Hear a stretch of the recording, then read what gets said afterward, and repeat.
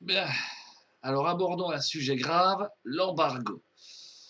Et notamment ses ramifications, ses effets plutôt négatifs durant cette crise du coronavirus. Heureusement d'ailleurs que le corona n'est pas très violent, parce que sinon ça pourrait être bien plus grave. Alors bon oui, si je dis qu'il n'est pas violent, bah, c'est parce que il n'y a pas beaucoup de morts. Et quand on voit justement comment c'est géré en France, hein, le manque de masques, il n'y a pas de quarantaine pour le personnel hospitalier, les flics qui viennent vous cracher à la gueule, les gens qui sont obligés d'aller travailler dans les usines et ensuite de rester enfermés avec leur famille. Enfin bref, si ce virus était très dangereux, pour tuer du monde, il n'y aurait pas mieux. Heureusement qu'il n'est pas trop violent. Hein.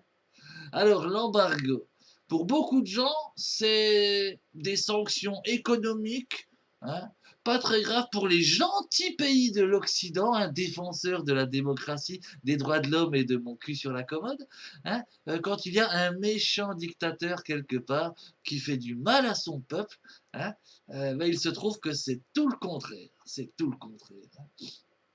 Le principe de l'embargo, c'est justement de faire souffrir un peuple. Hein. Alors il ne faut pas oublier déjà que l'Occident, donc les USA, la France, l'Angleterre, c'est des pays impérialistes. Voilà. C'est-à-dire qu'à une époque, ils faisaient du colonialisme, hein, donc ils envahissaient les pays, ils mettaient leur drapeau, ils disaient ici c'est chez moi, je fais ce que je veux, hein, je chie où j'ai envie. Hein. Et ensuite, ils sont passés au néocolonialisme, hein, ils ont enlevé leur drapeau, hein, parce que les peuples les envoyaient chier tout simplement.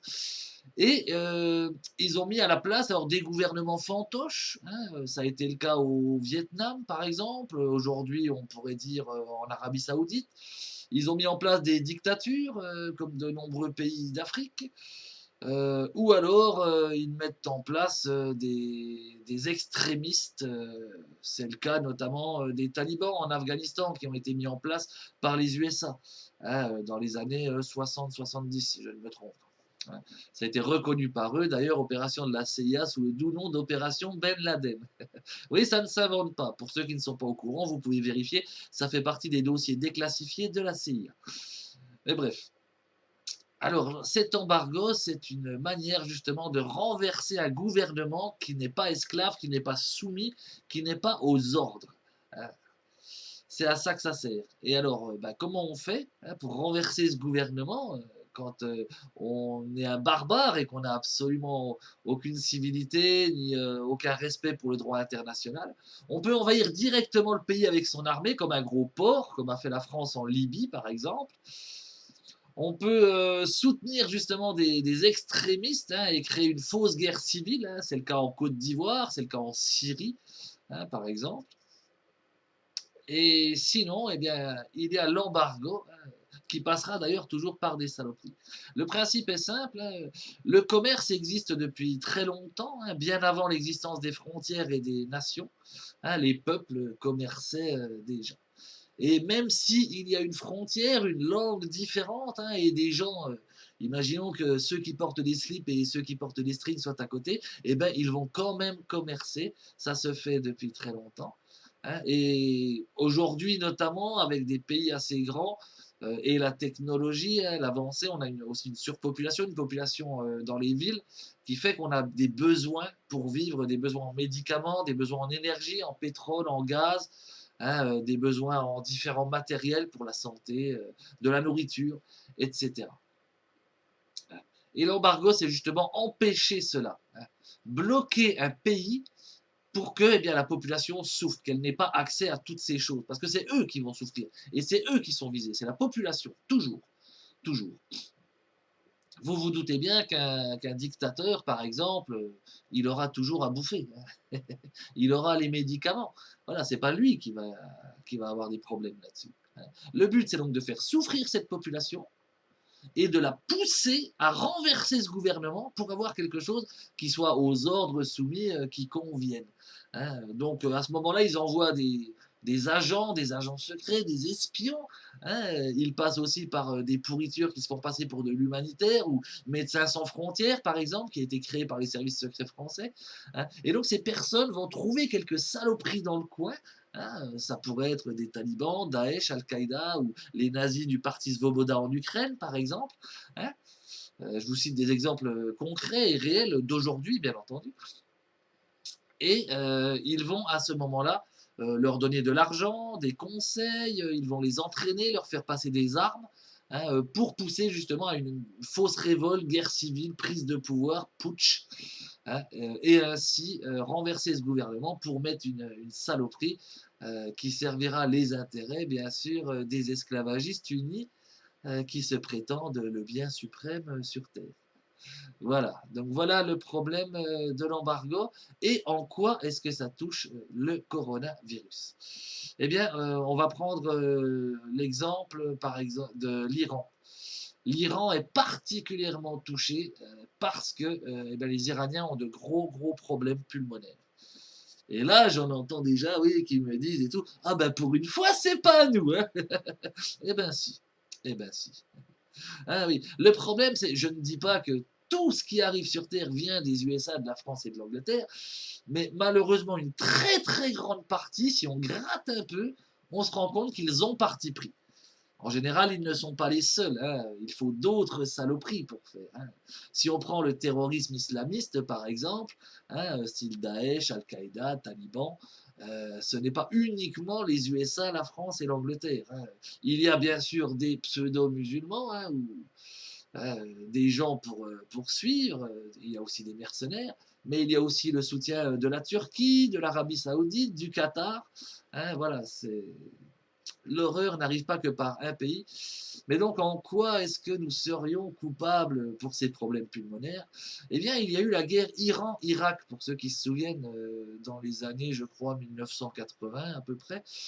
Euh, Cette guerre n'était pas une guerre naturelle. L'Irak était largement soutenu et instrumentalisé, comme on dit, par les USA et notamment par la France, hein. À l'époque, il était présenté Saddam Hussein comme un grand ami, un grand mec bien. Ah, tiens, tu veux des armes, des avions, des chars, bien sûr, bien sûr.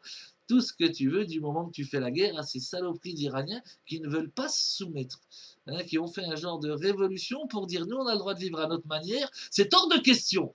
La démocratie, c'est nous. Alors tu fermes ta gueule et tu obéis. Hein, voilà. Et durant cette guerre particulièrement meurtrière et dégueulasse, l'Irak a utilisé des gaz de combat. Hein, ces gaz de guerre absolument ignobles qui sont interdits par convention internationale, mais que les USA et la France notamment continuent à fabriquer et à distribuer à certains alliés, entre guillemets, hein, pour qu'ils puissent commettre des crimes de guerre. Là, bien sûr, pas de problème, hein, pas de problème, hein. Vous savez qu'il y a peu, ils voulaient détruire Bachar el-Assad en Syrie sous prétexte qu'il aurait utilisé des gaz de guerre, hein. Bon, à l'époque, l'Irak, il y a eu d'autres, hein. Là, c'était Saddam Hussein qui l'utilisait, donc l'Irak contre l'Iran. Mais il faut savoir que les Américains ont utilisé ce genre de gaz en Irak en 2003, par exemple, hein. Et il faut savoir aussi que les gaz qui ont été utilisés, il est vrai, en Syrie, l'enquête a eu lieu après, parce que comme souvent, hein, quand on veut tuer quelqu'un sous de faux prétextes, hein, il arrive quelque chose et on le condamne avant que l'enquête soit faite, hein. Or, c'est ce qui était arrivé à Kadhafi d'ailleurs, et là, l'enquête a été faite, et il se trouve que ça viendrait plutôt des rebelles, donc des djihadistes, le tir qui a fait les gaz, et surtout que ces gaz proviennent des Américains. Et oui, voilà, que voulez-vous, que voulez-vous. Et donc, bref, durant cette guerre Iran-Irak, des gaz ont été utilisés en quantité et les Iraniens en portent encore aujourd'hui les séquelles. Et étant donné que le corona est une maladie qui attaque aussi les poumons en phase terminale et que c'est très violent, c'est très agressif, hein, non pas dans le nombre de morts à la base, mais dans les effets. Et pour des personnes qui sont fragilisées au niveau pulmonaire, par contre, le corona est bien plus mortel, bien plus dangereux.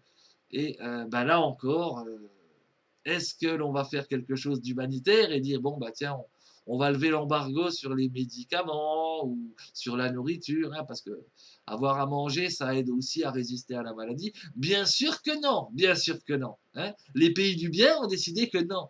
S'ils ne se soumettent pas, ils crèveront. Et s'ils crèvent tous, tant mieux. Voilà la mentalité du pays des droits de l'homme.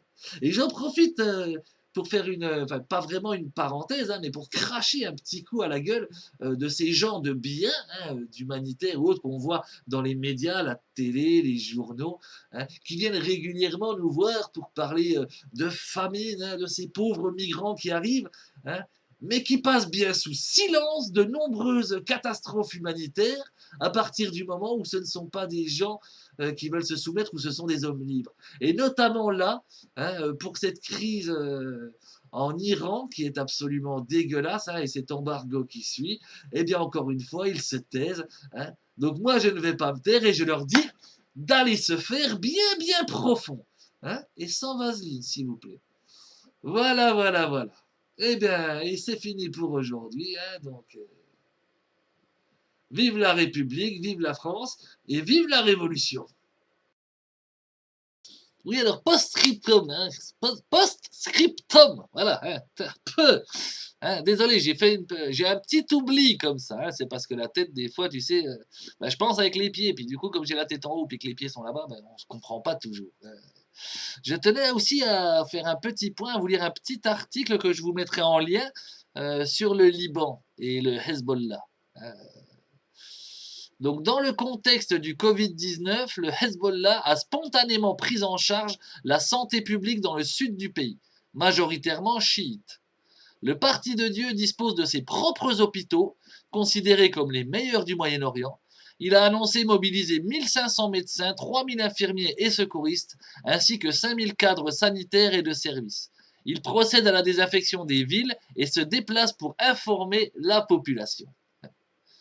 Ah, ça change de la France, hein. C'est autre chose que la répression, des hôpitaux sans masque et du personnel. Ouais, hein, on serait mieux défendu par le Hezbollah que par ceux qui contrôlent ce pays et leurs milices. Hein. Que voulez-vous? Que voulez-vous? Hein. Bon, en même temps, c'est pas dur de faire pire que les saloperies qu'on a. Hein. La compétence du Hezbollah en matière de santé publique lui vaut régulièrement le ministère de la Santé libanais. Ainsi, le professeur Ahmad Hassan en est l'actuel titulaire. Ah, il semble que là-bas, apparemment, je ne connais pas le détail, mais les gens aient quand même une certaine manière de choisir qui sera au ministère de la Santé. Ah, c'est pas comme nous avec Fabius ou l'autre machin ou machine qu'on a actuellement, là. Ouais, non, c'est clair que ils nous placent pas, nous, des gens qui ont des intérêts pris pour du pognon avec Big Pharma. Ouais, c'est vrai que c'est pas le même fonctionnement. Hein. Dans sa communication, le Hezbollah a rappelé qu'il a défendu le pays contre l'agresseur israélien à la place de l'État et qu'il défend encore aujourd'hui les Libanais contre l'épidémie à la place de l'État. Il faudrait peut-être qu'on prenne un peu exemple sur eux et qu'on se rende compte que, ben oui, si on ne change pas d'État, il faut qu'on fasse à côté de l'État, hein, et qu'on fasse nous-mêmes nos services, parce que sinon, c'est pas gagné. Hein. Et de leur côté, bien sûr, les États-Unis, et puis bon, la France aussi, hein, qui accuse ce parti d'être une organisation terroriste, hein, soutiennent l'agression israélienne et n'offrent aucun moyen au gouvernement face à la pandémie. Eh oui, ben oui, que voulez-vous? Toujours la même pourriture, mais bon. Il est bien de savoir quand même que l'horreur continue, mais qu'il y a aussi de l'espoir un peu à travers le monde. Hein. Tout le monde ne se soumet pas à l'impérialisme des pédophiles unis. Merci, bonsoir. Ouais, ouais,